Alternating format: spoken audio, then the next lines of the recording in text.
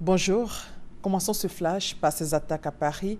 Les enquêtes avancent, 6 personnes en garde à vue et une nouvelle voiture retrouvée. Parmi les 6 personnes arrêtées, on trouve des membres de la famille d'Omar Ismaël, le kamikaze français identifié comme l'un des auteurs de l'attaque du Bataclan à Paris, son père, son frère et la femme de ce dernier. Par ailleurs, les enquêteurs ont retrouvé une voiture noire utilisée au cours des fusillades vendredi soir à Montreuil, une commune limitrophe de Paris. Il s'agit donc de la pire attaque terroriste qui ait jamais frappé la France. 6 attaques ont eu lieu simultanément à Paris et Saint-Denis vendredi soir. Un bilan provisoire fait état d'au moins 129 morts et 352 blessés. Un bilan provisoire qui pourrait s'alourdir car plus de 90 personnes sont dans un état grave. 7 terroristes sont morts, tous après avoir actionné leur ceinture explosive. L'organisation État islamique a revendiqué ces attaques.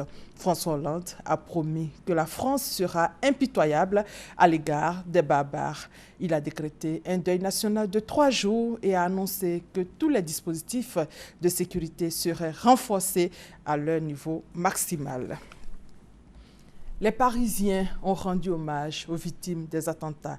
Les témoignages de solidarité venus du monde entier se sont succédés après, entre autres, l'Allemagne, la Russie, en passant par la Turquie, les pays africains, notamment le Mali et la Côte d'Ivoire. La Côte d'Ivoire, où le président Alassane Ouattara a adressé un télégramme où il a exprimé ses condoléances et la solidarité de son pays au président François Hollande et au peuple français. Les États-Unis ont aussi condamné ces attentats odieux et exprimé leur solidarité. Les États-Unis qui ont bombardé pour la première fois hier samedi 14 novembre l'État islamique en Libye où l'organisation djihadiste s'est implantée à la faveur du chaos auquel est livré le pays 4 ans après le renversement de Mouammar Kadhafi. Selon le Pentagone, l'Irakien Abu Nabil a été tué dans la nuit de vendredi à samedi. C'est la première fois, on l'a dit tout à l'heure, que les États-Unis bombardent l'aile en Libye. Autre actualité, autre sujet. Aujourd'hui, c'est la journée de la paix. Le thème en Côte d'Ivoire est un Ivoirien nouveau pour une paix durable. Le gouvernement appelle à l'engagement de tous, nous dit Moussa Konaté. La paix, absence de guerre, stabilité, cohésion, des facteurs qui assurent le développement d'une nation. La journée nationale de la paix célébrée le 15 novembre est donc l'occasion pour promouvoir les valeurs de paix.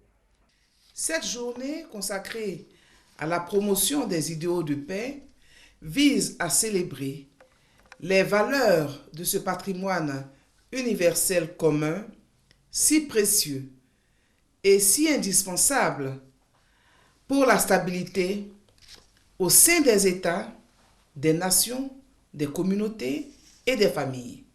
Un Ivoirien nouveau pour une paix durable.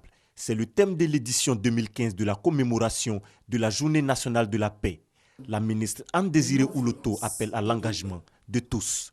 Notre engagement commun doit être l'avènement de l'Ivoirien nouveau.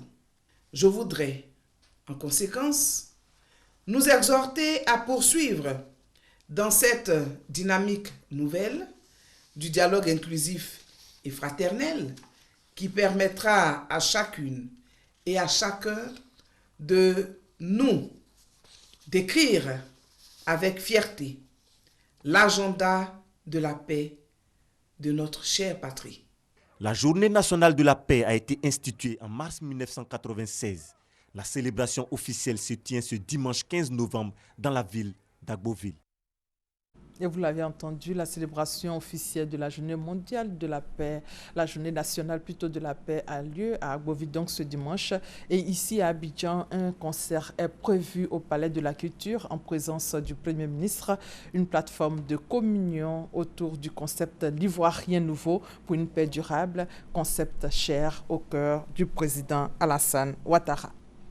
Pour terminer, L'Institut des administrateurs de Côte d'Ivoire, INADSI, est rentré dans l'histoire des relations d'affaires en Côte d'Ivoire. Alors, quel bilan? Pour répondre à cette préoccupation, avec à la clé une présentation de l'Institut, eh bien, Madame Viviane Zunon, qui est présidente de l'INADSI, par ailleurs présidente du conseil d'administration du groupe Fraternité Matin, est notre invitée ce dimanche. Merci de votre fidélité et à tout à l'heure.